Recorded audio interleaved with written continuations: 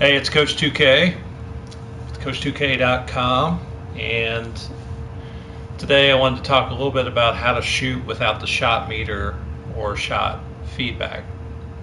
We've been having some interesting new discussions among some of our league members about playing, maybe raising the level of play, kind of what's expected as far as settings go. And one of those ideas is to play without any kind of feedback from the screen other than what you see as far as play goes. So if you watch my league video, I talk about not using any CPU assistance or any feedback, no shot meter, no shot feedback, no display art, and playing without it just to get a more realistic feel for the game. And I guess one of the things that we're kind of suggesting in our league is that if you're going to be a Hall of Fame player, it's more than just playing well. It's playing without any assistance from the CPU and maybe playing without any feedback. Now, I prefer the game all on manual when users play each other, particularly in box out strength and defensive assist strength and the shot contesting, setting that to manual and deciding who's going to go in the game and calling your own plays. I mean, all of that seems to make a lot of sense as far as playing users.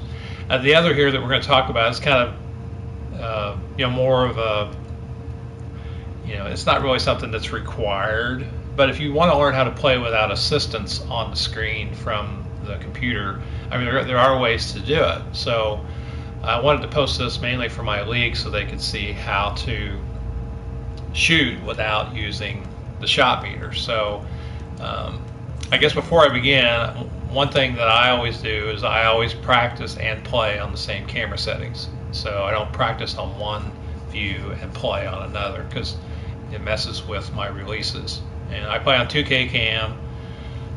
The only downside to 2K cam that I can see is some fast breaks. I have a tough time running the ball. But as far as the options go here, you also want to practice on the hardest setting, Hall of Fame Sim. But you can see I have the shot meter and shot feedback. I have both those turned off. So normally when you take a shot, a little yellow bar comes, and if you hit a green release, then you did well. Shot feedback is more the quality of the shot. Includes your release and your grade. So what I've done, I got CJ Miles here, and I think in practice it's a good idea to turn your hot zones by just hitting right on the D-pad. But let's take CJ here, and what we'll do is you can see when I take a shot here, there's no feedback, there's no meter, there's no feedback letting me know how well I did. The only thing that I saw was, obviously I missed the shot. Okay, so what you want to do when you're shooting, if I hold it for too long, you can see that it comes up short. So hold for too long, it comes up short, or it doesn't even hit it. Okay, so let me try it and do it so it just hits short. So that should have been short. So you can see it hit the front of the rim. Now, if I release it too quick, then it should go long.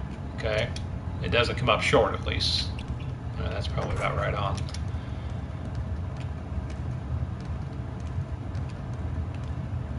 All right, so I released it pretty quick there. You can see that it went long.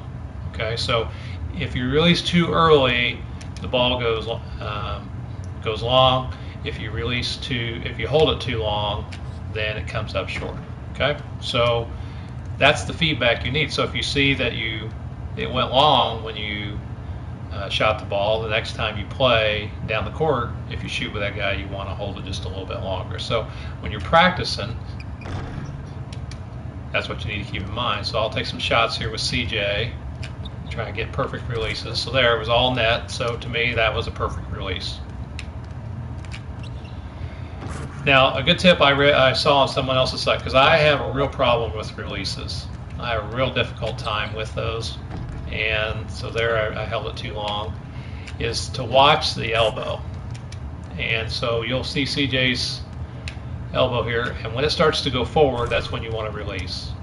And that helped me more than anything, because I really haven't been paying attention to the releases as well as I should have. I tend to kind of glance at the meter when I shoot. But I've stunk all year as far as releases go, and it hasn't helped that the mechanics of the game have made it tougher. So you can see there, I'm probably right on. There I was I held it a little bit too long, so you saw that it came up short. So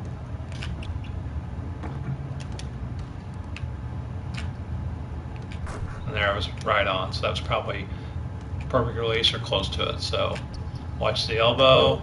There I was a little short, I held it too long, so I want to adjust just a little bit. And so what you'll want to do is play with each of your players and learn. So that was probably pretty close to a green release. So you don't really need to know if it's green or not. Just use the feedback that the game gives you. So obviously, which there I held it too long because it came up short. And that was pretty close to on perfect.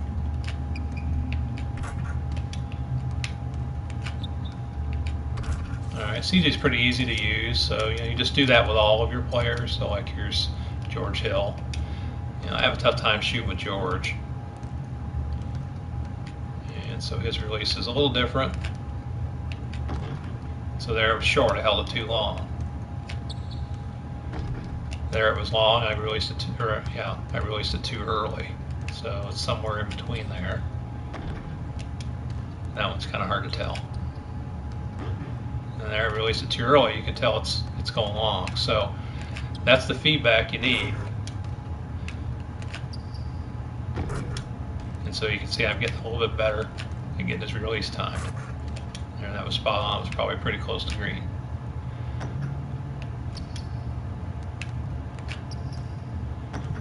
All right, a little bit early,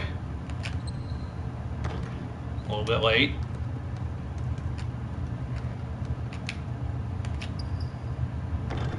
A little bit early, a little bit late, a little bit early, a little bit late, a little bit early. I'm sorry, that's a little bit late. Well, that's hard to tell on that one. A little bit early. So you can see I struggle with Hill in his shot. If we turned on the meter, so there I did just about right on. If we turned on the meter, it would say exactly what I'm telling you. So that's a little bit early.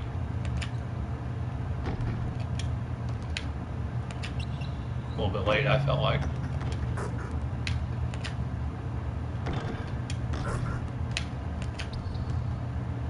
There, that was probably close to perfect.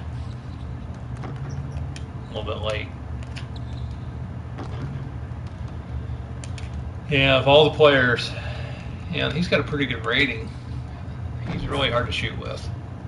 But anyway, that's what you need to know if you're going to shoot without the meter and without any kind of feedback. So just remember that when you're shooting, if the ball comes up short, that means you held it for too long. And if the ball goes long, that means you release it early. And obviously, if you nailed it, then you got it right. All right, so if you want to follow me on Twitter, it's the Coach2K. You can also visit my website, follow my season that I've started at Coach2K.com. And I also broadcast all my games on Twitch, so be sure and check me out at twitch.com/Coach2K. Till then, I'll see you on the court.